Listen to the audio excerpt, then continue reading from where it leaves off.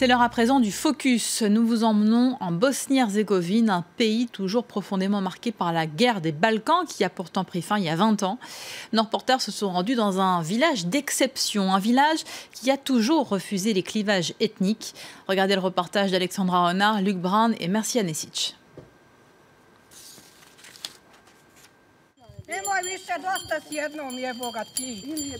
Perdu dans la montagne, au cœur de la partie serbe du pays, le village de Baljvine. Ici, cas unique en Bosnie, Serbes et musulmans vivent ensemble. À chaque guerre, ces irréductibles se protègent les uns les autres. Sefko, lui, est musulman. Ancien maire lors du conflit des années 90, il confirme. Ici, petits et grands rejettent la violence. Ici, en Bosnie, nous ressentons beaucoup d'empathie pour les personnes de Syrie et du Moyen-Orient. On sait ce que c'est que d'être un réfugié et on sait ce que c'est que la guerre. Nous connaissons la terreur et la souffrance. Dès 92, début de la guerre, Baljvine passe sous contrôle serbe. Comment le village a-t-il pu survivre aux massacres ethniques et aux déportations? Les habitants serbes se sont levés pour leurs voisins musulmans. Talic, le puissant général de l'armée serbe, n'y croit pas. Il vient en personne interroger les habitants. Quand Talic a vu que nous passions souvent du temps ensemble, que nous nous parlions et échangions librement, il a dit « Ne les touchez pas s'ils arrivent à s'entendre. C'est parce qu'ils sont ni de vrais Serbes ni de vrais musulmans. » Sefko nous mène chez son ami de toujours, Dusan. Lui est serbe orthodoxe. À 83 ans, il coupe encore le bois à la force de ses bras.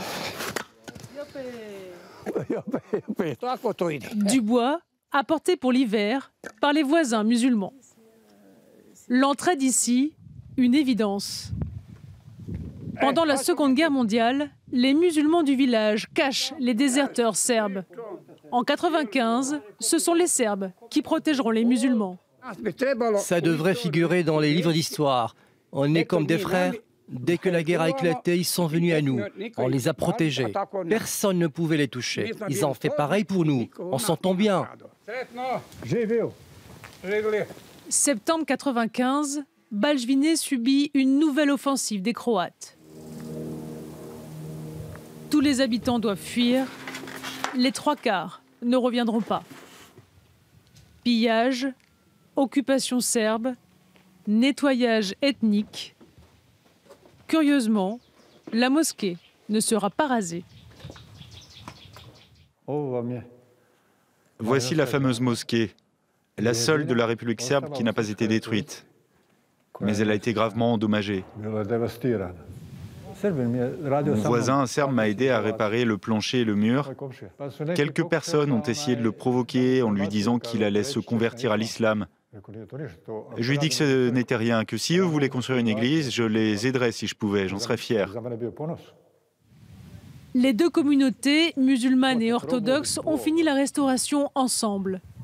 À leur tour, les musulmans se sont cotisés pour bâtir cette église. Nous aussi, musulmans bosniens, on voulait qu'ils aient leur propre lieu de prière. Chaque croyant doit avoir un endroit pour prier. Nous avons tous décidé qu'il fallait une église. Nos voisins serbes avaient donné de l'argent pour la mosquée. Pour cette église, les musulmans ont aussi mis la main à la poche ou, faute de mieux, prêté leurs bras. Entre 92 et 95, la guerre fait 100 000 morts en Bosnie.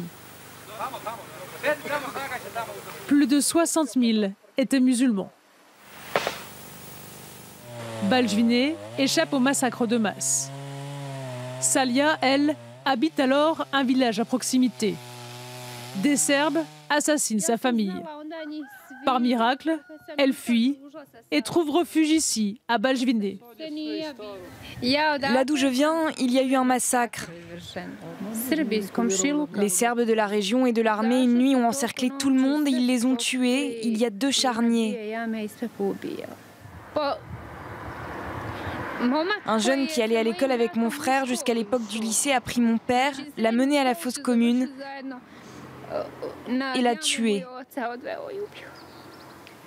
Elle dit, contrairement à mes voisins... 20 ans après, les blessures de guerre sont toujours visibles, douloureuses.